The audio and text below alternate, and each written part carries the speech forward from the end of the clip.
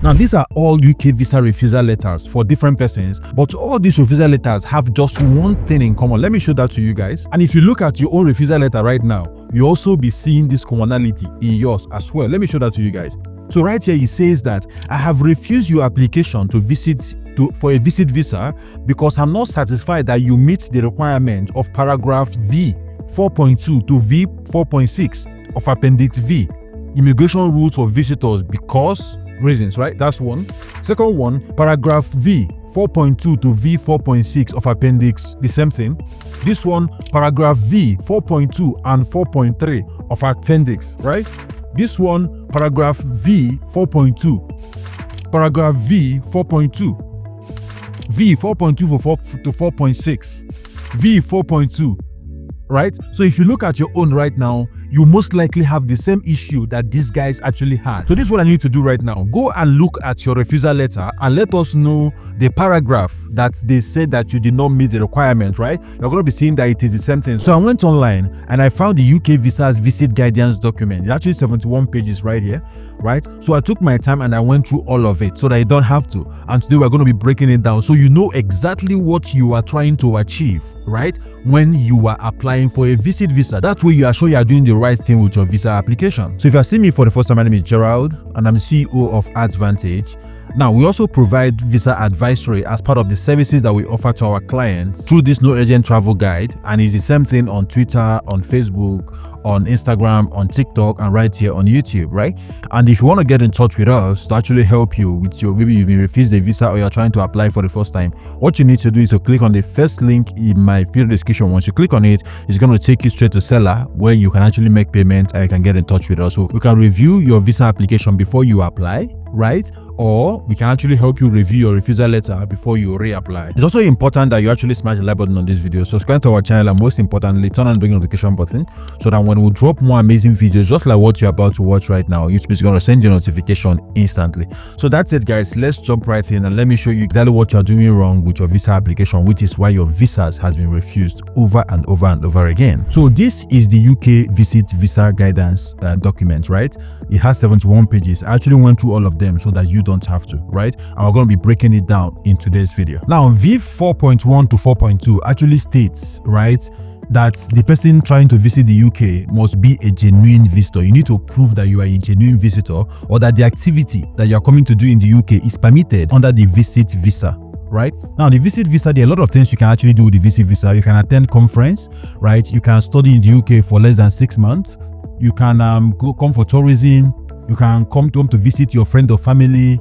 You can volunteer for a charity, you know, an allowed charity for up to 30 days, unpaid, of course. You can come and sign deals. You can attend sports events, you know, maybe a concert, all of those things. You can do all of those things on a visit visa. If you want a complete list of the things you can do on a visit visa in the UK, let me know in the comment section and I would actually not hesitate to make a video listing all of those things in great details, right? So who is a genuine visitor? It's actually spelled out in V 4.2. Right, explicitly. It says that a genuine visitor is somebody that will leave the UK at the end of their visit. That's one. So you need to prove that you are going to be leaving the UK at the end of your visit, right? That's one. Then number two, you need to also prove that you are seeking entry for a permitted purpose under the visitor visa rules, right? So the reason why you want to come to the UK is permitted under the visit visa rules. You're not applying for a visit visa for you to come and start living in the UK illegally. You're not applying for a visit visa because you want to go and get married in the UK. Nope. Right? Your purpose of applying for a visit visa must be genuine and must be permitted under the visit visa rules. That's one, right? Things like tourism, visiting family, short-term study, right? All of those things are actually permitted under the visit visa rules. You also need to prove that you have adequate funds for your trip and that you will not rely on public funds or unlawful work to survive in the UK. So you need to prove that you have enough money to take care of yourself while you are in the UK. Now let's look at V 4.3, right? V 4.3. Now this talks about maintenance and accommodation. Very important. So he says that the applicants, that the person applying for the visa, which is you right now, you must have access to sufficient resources to maintain and accommodate yourself adequately throughout your stay or during any application for permission to stay. There is no fixed minimum amount But the entry clearance officer, these are people that actually look at your visa application and make decision. The entry clearance officer assesses fund based on the trip type, duration, and who is paying. So if you say that you are going to the UK and you have booked a hotel, now you don't have to pay for that hotel. But the fact that you've booked for a hotel, there is a price of that hotel. Let's say the hotel is going to cost you £1,000 for 2 weeks, right? You must be able, your income on your bank statement must be able to take care of that hotel and all the other things. So you've booked your flight, you've booked your hotel, you know, and of course you're going to feed yourself and transport yourself and all of those things. So let's say your flight is £1,000, your hotel is £1,000, and you're estimating another £1,000 for your personal upkeep, right? So that's £3,000, and you have 3 million naira in your account. You see that it's not going to work, right? So you need to have enough money to maintain yourself and take care of yourself. That's another thing. Now let's go to version 4.4, right? General prohibition on work. Now, visitors must not intend to work in the UK. This includes both paid and unpaid work, unless expressly permitted by the visitor rules or relevant permitted activity appendices. Right? So you have to prove that you are not going to be working in the UK, whether paid or unpaid work. There is this guy that I know. He was applying for a visa for the mother to come to visit them in the UK, and he said in the visa application for his mom that the mom is coming to take care of her grandchildren. Right? The CEO said that the mom was coming to work, and working in the UK on a visitor visa is not permitted. Of course, her visa was refused. So whatever you say your visa application, right, you need to actually be careful about it. Because of that single statement, they have violated V4.4. So let's look at V4.5, right? V4.5, it says no study beyond permitted activities, right? So there's a kind of study that you can do with a visit visa, but there are limitations on this kind of studies. Now, visitors must not study or enroll in courses longer than those allowed under visitor permitted study route. Typically, recreational courses are up to 30 days. Now, I actually discovered this when my younger sister was going for an Asian program in the UK, right? So I was applying for a visa for her. I went online and I found out that I should apply for a visit visa for her, right? So a visit visa allowed her to study in the UK for less than 6 months. I think her course was like 4 months or so, right? And of course, she got that visa. Now, on V4.6, no access to public funds. Visitors must not intend to access public funds, example benefits, housing assistance, NHS funded care, during their stay in the UK. That's V4.6, all right? So that's exactly what they mean when they say that they have refused your visa under V4.2, V4.3, V4.4, V4.5, V4.6, right? That's V4.2 to 4.6. That is what most people actually fail to prove in their visa application. Now, just a quick recap.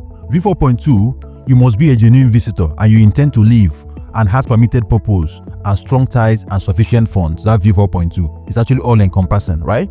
Now, V4.3 must have funds to maintain and accommodate themselves. No fixed threshold, right? You must have enough money to maintain and accommodate yourself while you are in the UK. V4.4, you must not intend to work in the UK, whether paid or unpaid work, right? You must not intend to work in the UK, okay?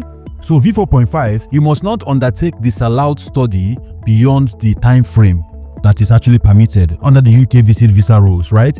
And V4.6, you must not intend to access public funds. So once you meet this criteria, your visa is sure that it's going to be approved. And what I intend to do in my next video is to show you the checklist that UK visa officers actually use to rate your visa application, right? Where they tick, does the person meet the criteria, they're going to tick it.